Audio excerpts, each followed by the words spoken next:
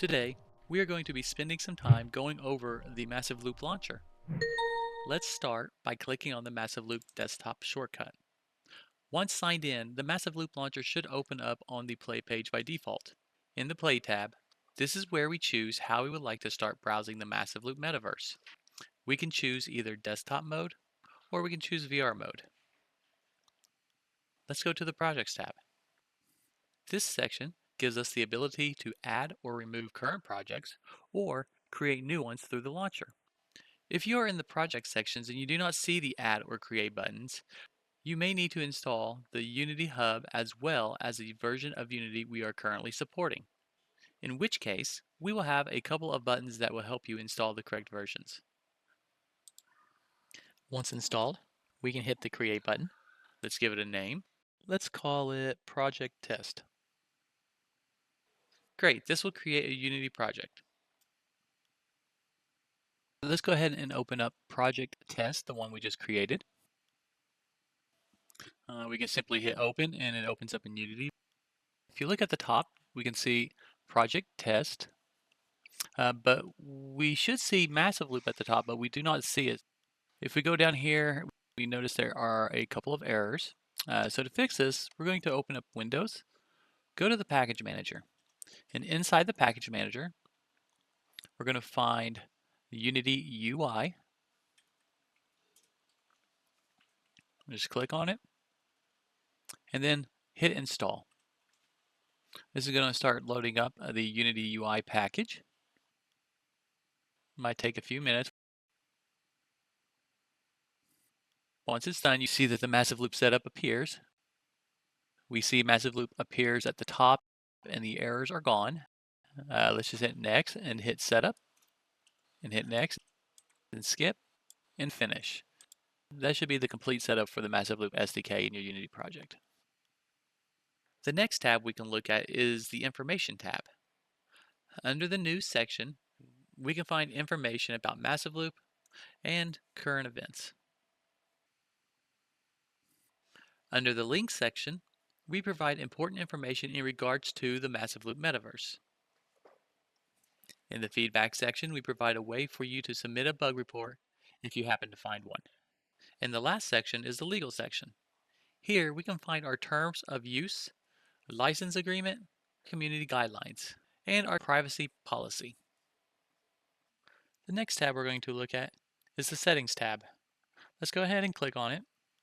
The first section is the Profile. This is my player's name. I can change my player's name. In this case, I'm just going to say test player 02. I'm going to save it. Great. We also have a place for you to load a picture. So we're going to select on our picture on desktop, and I am going to select test player 01 ping. There we go. Once selected, we can see this window pops up, which allows us to go ahead and try to get the best placement of our pic that we can. And I like that, so I'm just going to select that. And we can see that it has updated in here. I'm going to go ahead and sign in to massiveloop.com, testplayer01A.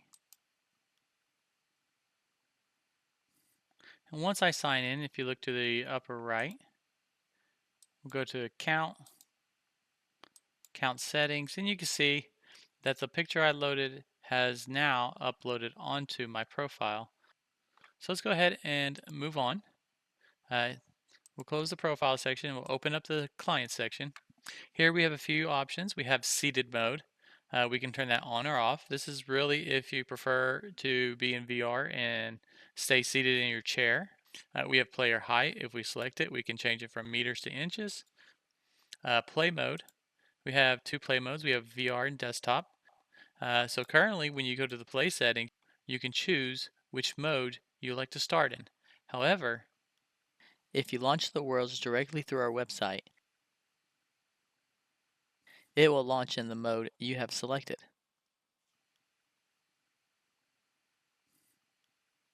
We have display window. So when you enter into the metaverse, you can choose whether you want it to have a window around it, much like you see here, or just be the entire screen without the window. Let's go ahead and look at our launcher settings. Pretty self-explanatory. You can auto hide on browser launch. So the launcher will automatically hide once the browser launches. Or you can also check for new versions. We have another section called System Requirements. Here, we have a way of letting you know what your current system that you're on or that you're running on, what the settings are.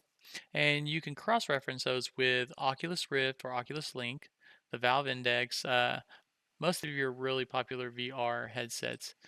You can just open it up. So this is what they're recommending your machine have in order to have a smooth experience. Okay, let's go ahead and look at the cache.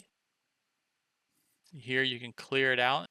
Just keep in mind that whenever you reopen a world, it's going to have an extended download time.